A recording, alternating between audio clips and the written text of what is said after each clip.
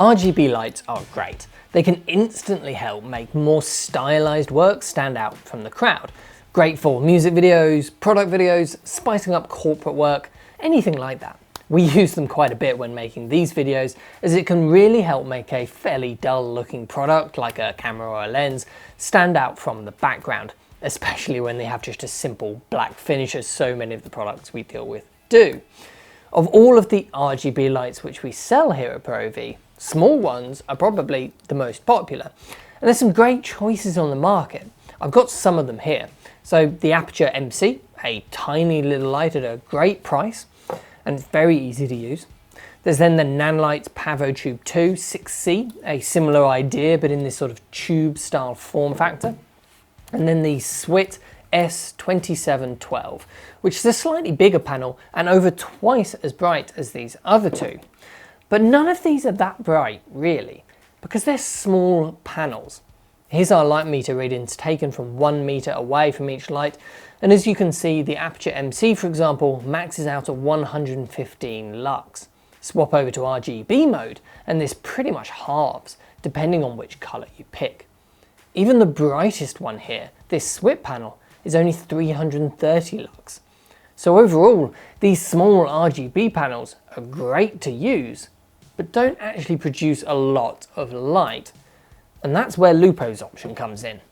It's called the Kickass Panel, which is an unconventional name, but it's essentially a slightly larger RGB version of their Smart Panel, which very quickly actually became one of our favorite lights, and we use it as our backlight in just about every single video by this point.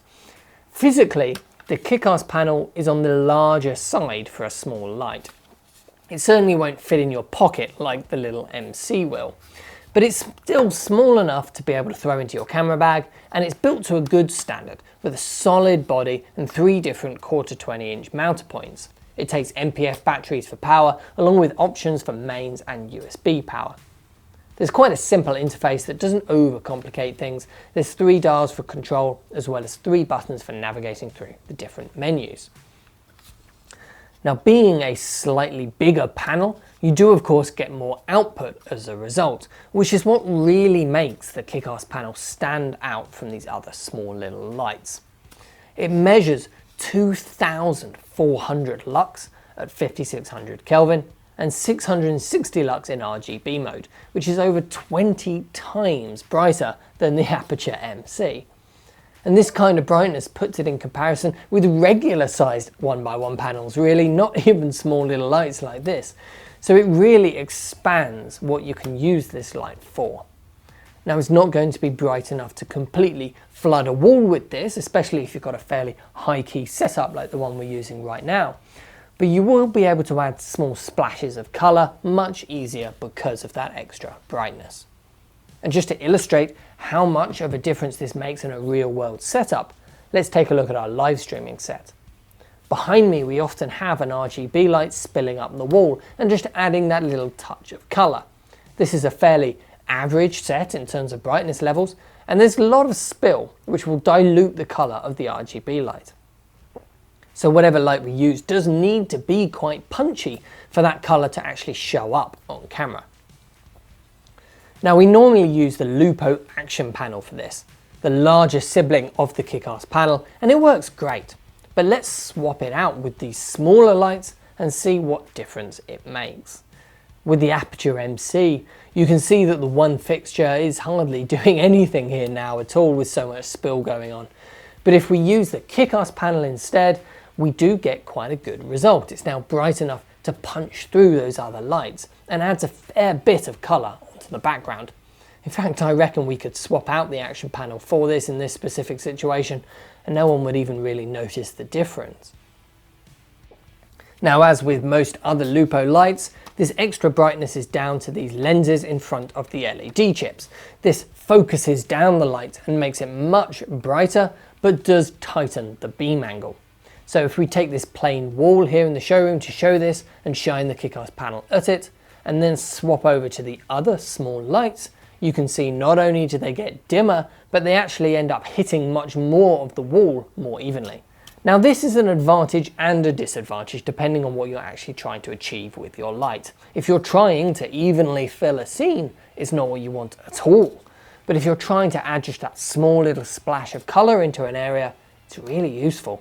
And actually is one of the main reasons we use the Smart Panel as our backlight so often.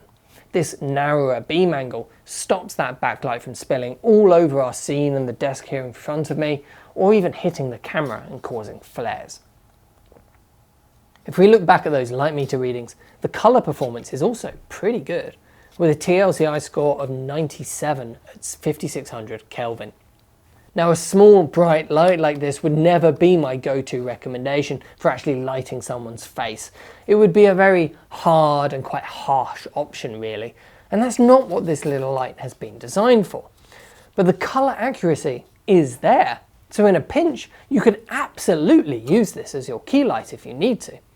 The brightness means you can go through quite a bit of diffusion or even bounce it and get a much softer, more flattering result.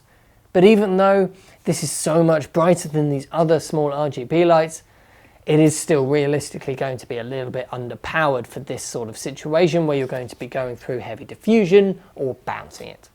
So overall, the Lupo Kickass Panel is a very versatile little tool, which really packs a punch considering it's so small.